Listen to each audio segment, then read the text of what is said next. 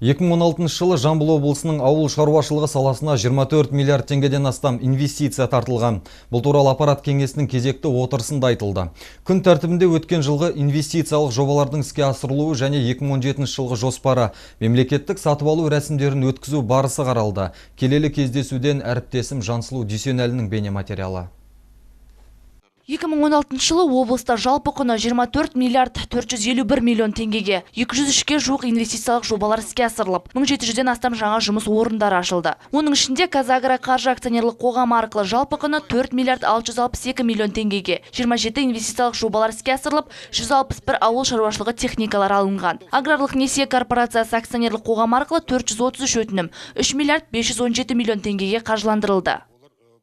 Жол ауданы Гамбург жауапкершіліктері серіктестігі 1253 гектар егіс алқабына жаңбырлатып суару жүйесін енгізу және жем-шөп өндірісін дамыту жоба құны 336,4 миллион теңге.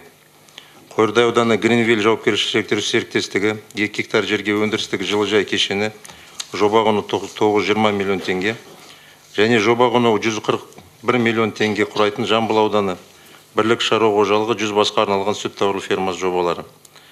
Слайдтан көріп отырғандарыңыздай, Байзақ, Мерке, Мойынқұм, Сарысу, Тұрарысқұлов, Талас, Шу аудандарынан Қазагро қаржы акционерлік қоғамы арқылы бірде-бір инвестициялық жоба іске асырылмаған.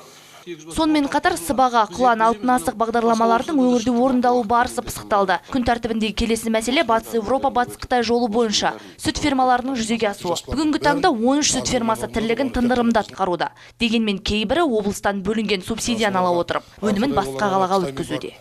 Қалай енді? Біздің жерімізде субсидия алады, жерімізді пайдаланады, суын ішеді, шөбін жейді. Ал сүтті апарып Алматыға апарады. Не болды сонда?